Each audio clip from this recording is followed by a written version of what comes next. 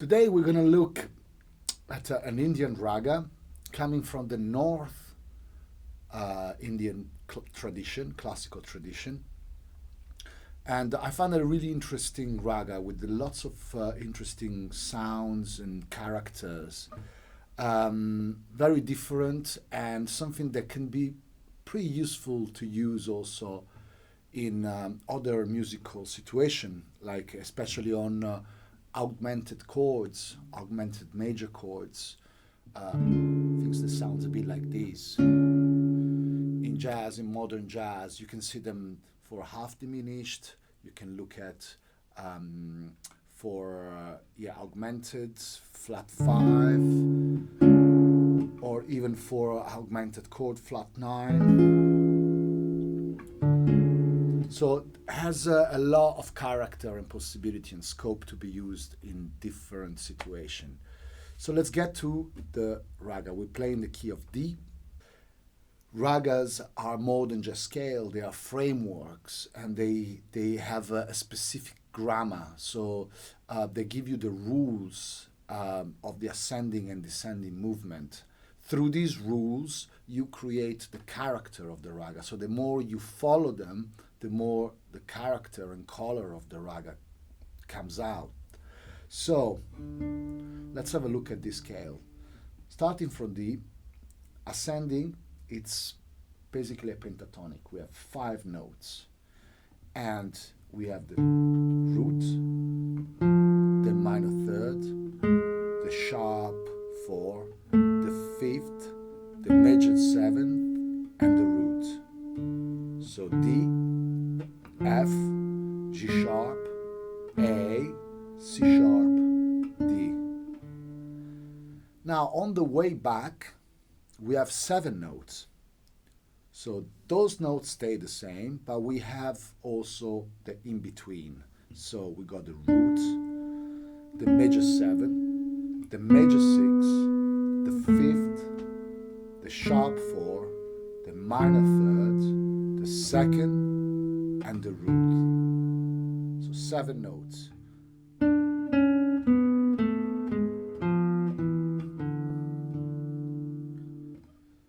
So if we look at the ascending and descending together, it sounds like this.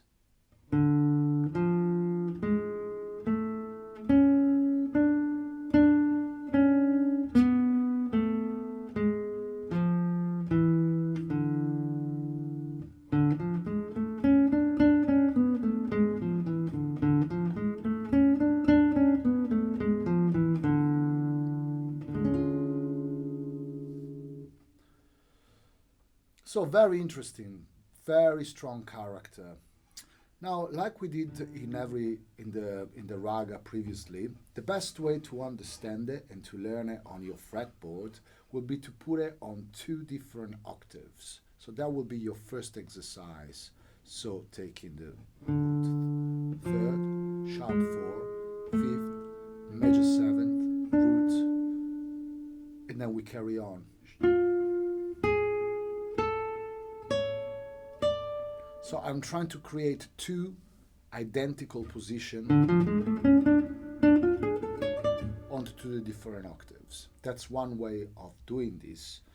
Or you can find the notes wherever you want, in whatever positions comes comfortable to you.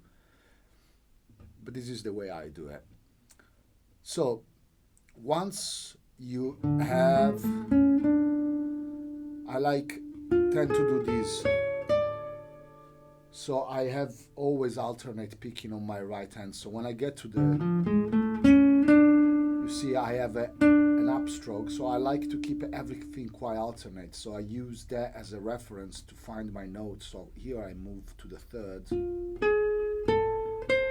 Sorry.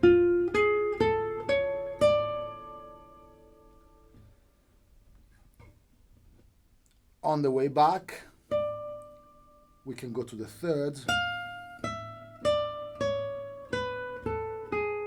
And we play 7 notes straight. So I see it this is third from the F. Again, I try to do 4 notes per string. And again.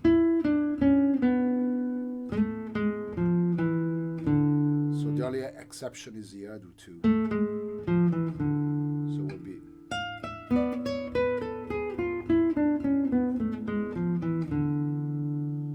So if we put it all into one long scale,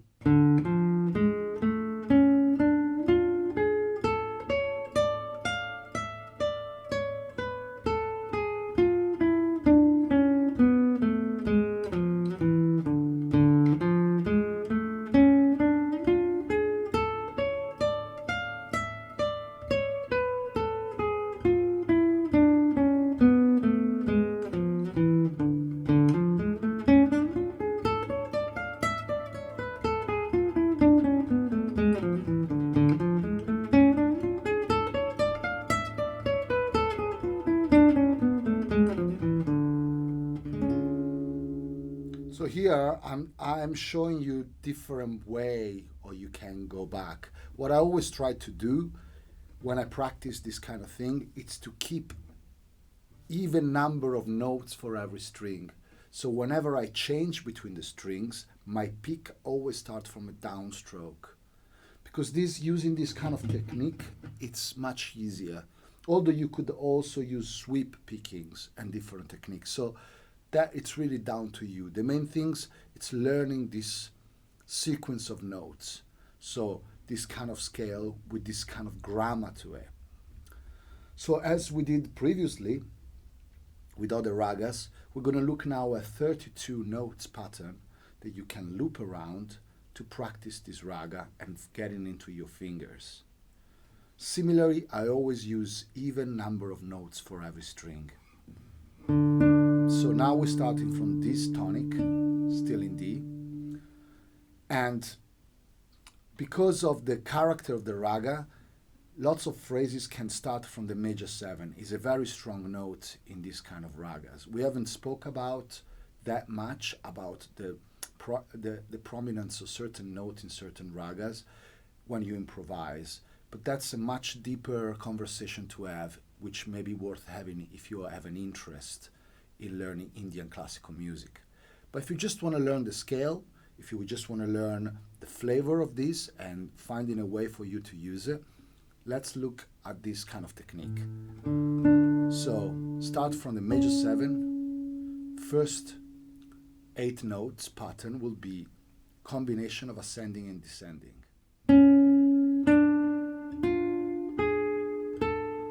So first 4 notes will be, which is 7th root, minor 3rd, 4th. Now we got 4 notes of descending starting from the 5th. Quindi together will sound like.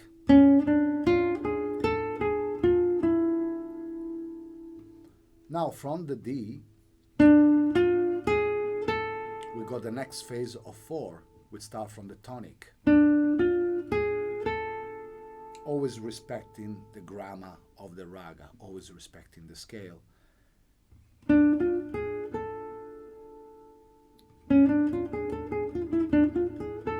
Now, the next 4 notes are a little bit of a zigzag phrase, which sounds really nice in this rag.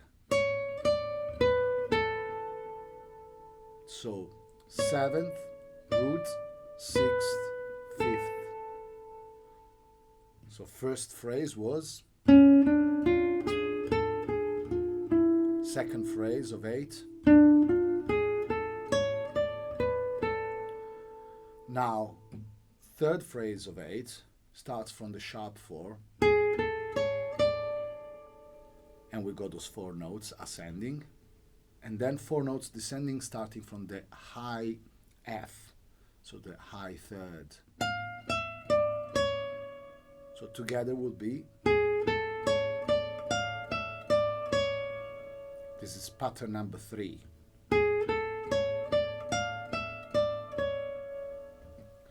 Pattern number 4 will be all the 7 notes descending, starting from the tonic.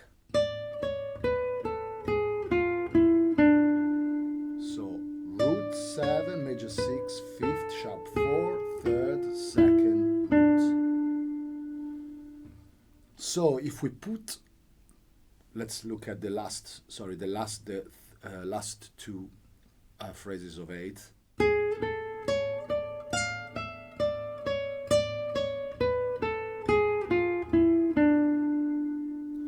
And now if we put everything together, we obtain 4 phrases of 8, all in a sequence that you can practice on a loop.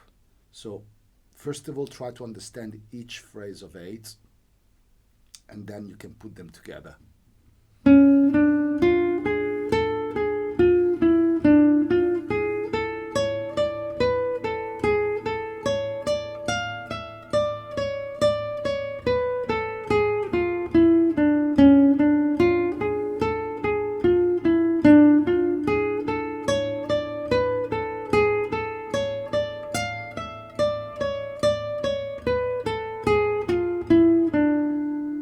Now, if we want to do this fast,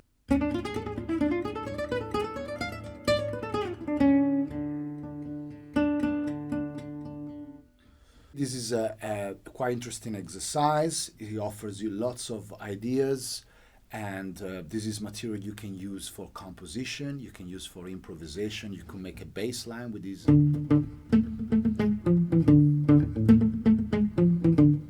can make a more like in a jazz situation.